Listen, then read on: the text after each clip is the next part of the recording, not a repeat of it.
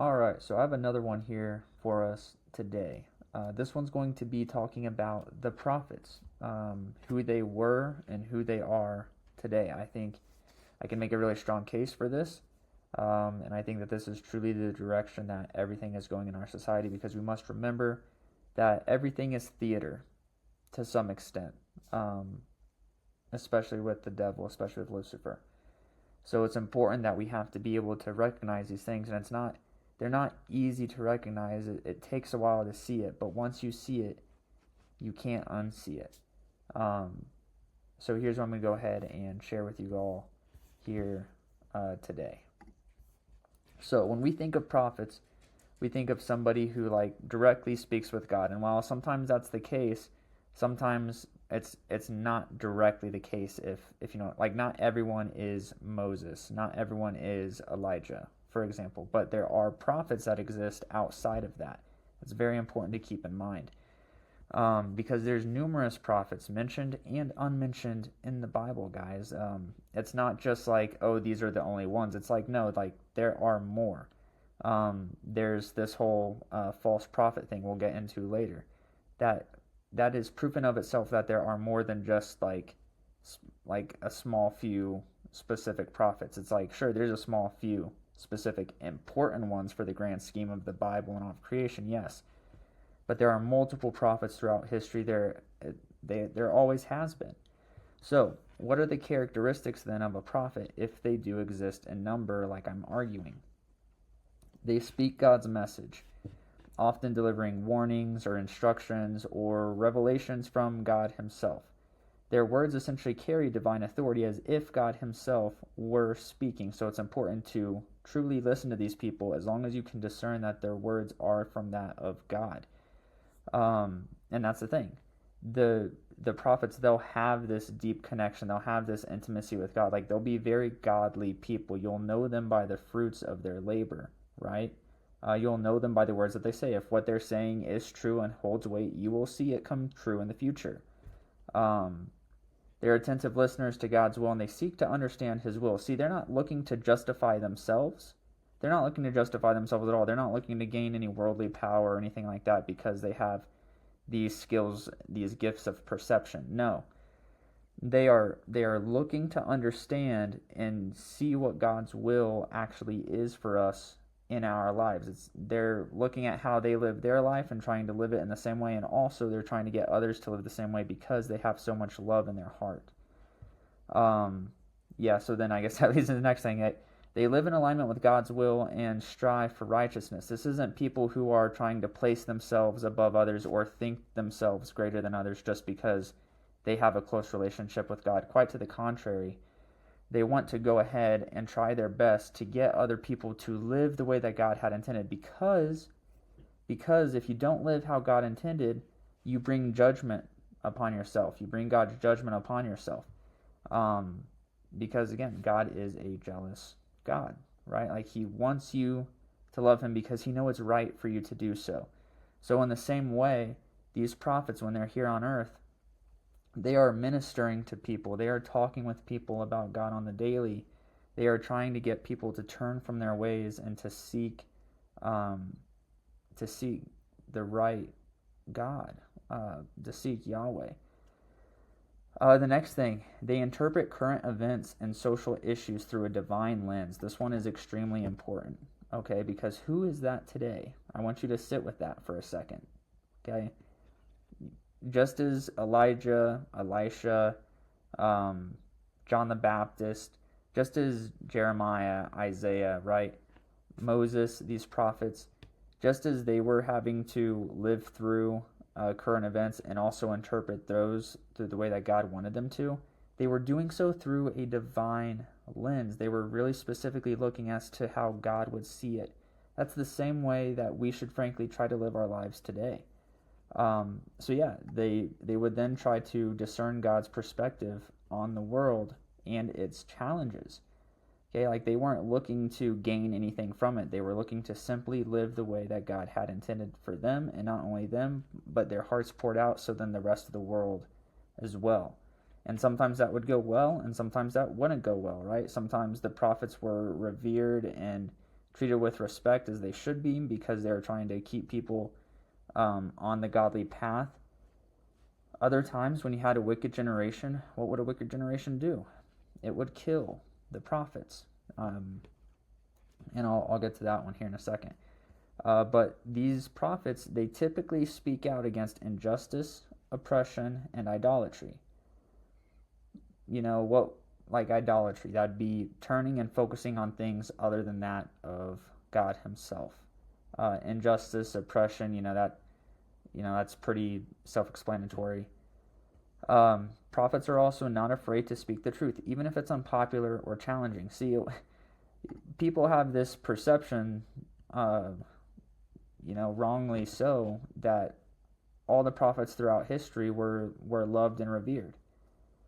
That wasn't really true until after the fact. I mean, even Moses, even the man who quite literally talked to God, was pressed by the people of Israel and not trusting him. Can you imagine seeing God come down on earth, like onto a mountain, knowing that the person who's leading you is going up, speaking with God, and still having the rebellion of spirit to say, like, well, it's essentially to just challenge him. Like, that's crazy. And then Moses himself, he had to make sure that his viewpoint on everything was right, and that he wasn't also going out and judging the people, because God was like, look, let me just destroy these people. They're so ungrateful, blah, blah, blah, blah, blah. And Moses actually was like the intercessor. He pled for them because his heart went out to them. Imagine your heart still going out to those who literally hate you. That is love. That is sacrifice. And so they prioritize truth and integrity in all aspects of their lives. And so what does a true prophet's life look like? Well, it should reflect God's character. They should exhibit love, joy, peace, etc. And honestly, like, their ministry, it shouldn't really bear any bad fruit. It should have a great positivity to those who hear their messages and try to follow in the footsteps of what that prophet kind of says. They're going to be known for their humility, their compassion, their integrity. These are hallmark things of who you should look to trust when somebody's talking about very critical current events and issues through a biblical worldview lens. So who are these prophets in the Bible? I think I already kind of mentioned them, but Moses, Isaiah, Jeremiah, and there's many others. Again, so many of them that remain unnamed. We don't know for different reasons and stuff like that. I mean, if we were to try to put the list of, or a prophet's name in every little, like, it gets convoluted very fast, right? Just as if we try to write down the name of every Christian, like, on earth, right? That's kind of only something that God knows through the book of life, right? So, are there prophets today? Abso-freaking-lutely. You can bet your butt there are. And see, here's the reasoning behind that too.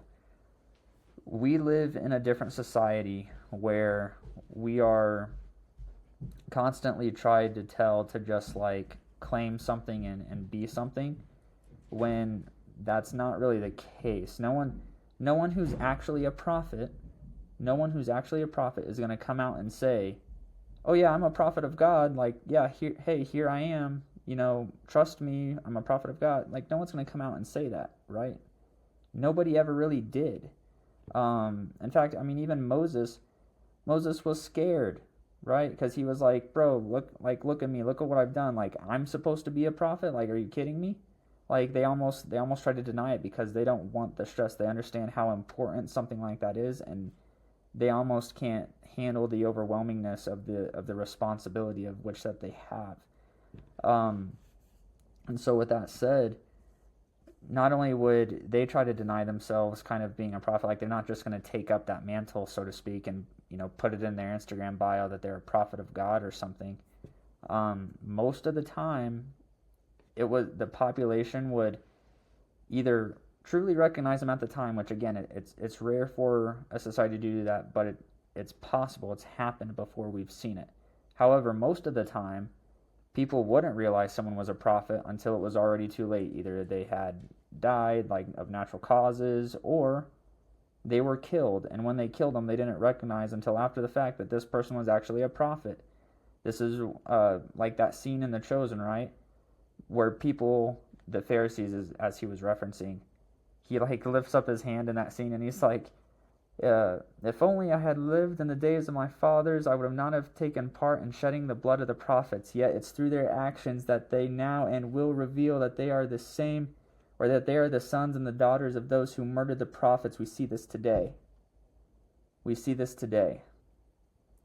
People will crucify somebody either, physically, because some people just get plucked up and out and the world forgets about them, unfortunately. Or they go and they partake in crucifying these people. Like the way that you see it today, it's not as much physical as it is like character assassinations or cancel culture. That's how you see it today. That's how the modern prophets are quote unquote getting killed. And I have different meanings for this later on, because there's so many different videos that as I'm receiving all of this, there's so many different videos on topics I can make. So I won't go too deep into that for now. But I want to finalize and kind of lead into the next video with something like this. What do these modern prophets look like based off of the definitions that I gave above? Well, I would argue that they could be influencers, the talking heads that we see on TV, media. Like, it doesn't matter whether you're left, right, center, it doesn't matter. And like that's the category of which philosophers, if we want to argue that as well, because I think I've got a compelling argument for that that I'll give us someday. And so with that, in all those categories, influencers, talking heads on TV, alternative media, doesn't matter what stance, you're also going to find false prophets as well. So yeah, I'm going to go ahead and let you guys marinate on that. I'm going to go a lot deeper into these topics with other videos I have planned out. But I really hope that this kind of opened your mind a little bit. And I hope to see you in the next one.